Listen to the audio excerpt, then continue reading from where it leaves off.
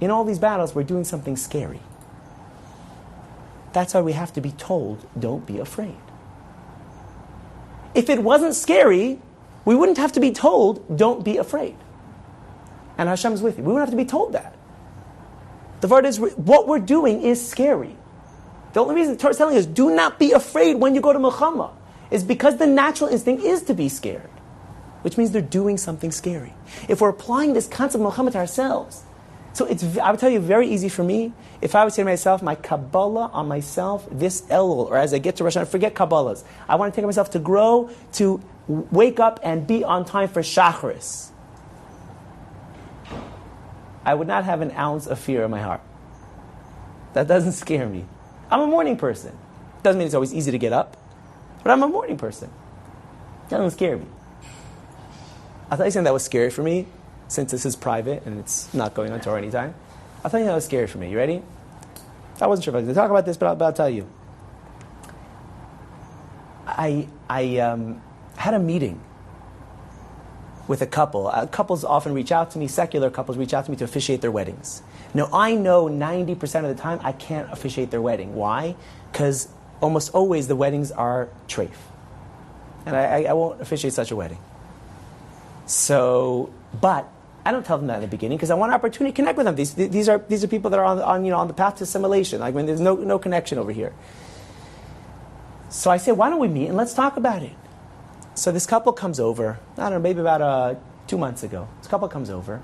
They come into my office. He's got kind of longish hair, no yarmulke. She's dressed for the summer. We'll leave it like that.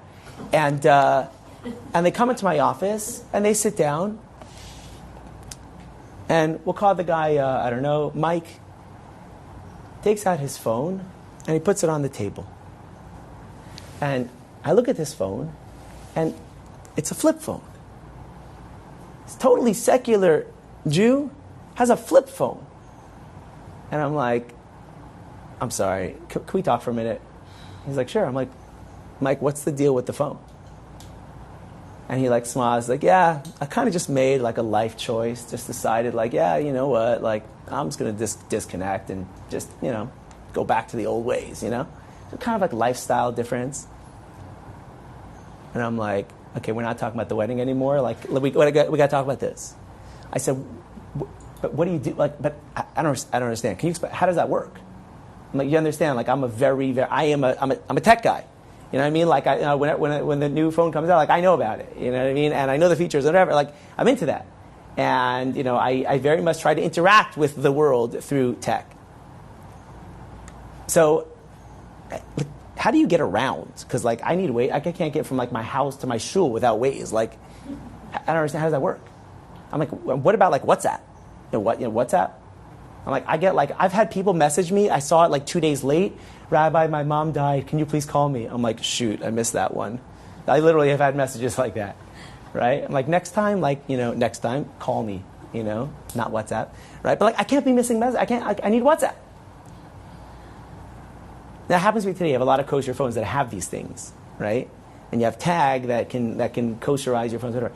But I thought to myself, that scares me. I was just being personal. That scares me. My kids, the phones they use are flip phones, kosher flip phones.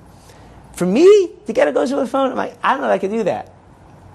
So this totally non-from Jew is giving me lessons, and I said, okay, I'm doing it. And I decided for Elle, I said, this is something I want to try. It's like a lifestyle, I want to try it. So, as you can tell, I still have an iPhone, otherwise how would I be recording anything? But I don't carry it anymore. It's been actually liberating. It's been wonderful. Very anxiety producing the first few days. Do you understand what it means to get to bed at night and open this up and go, it literally does nothing. I can only send text message and it takes me 9 hours to write yes. I'm literally just trying to write yes. I have to clear. I felt like my dad. I go into my kids. Can you show me how to do this? Please show me how to. I literally was asking my kids, please show me how to work this. Anyway, this is not, but this is something small. For me, this was something big. It was it's a big deal. That was scary for me. Can I do that? Now I'm not making any life commitments. This is something I'm trying. I'll see how it goes. See if it works. But to ask ourselves, what scares you? What do you have resistance to? Maybe something that's not even asr. Mechamas rishus.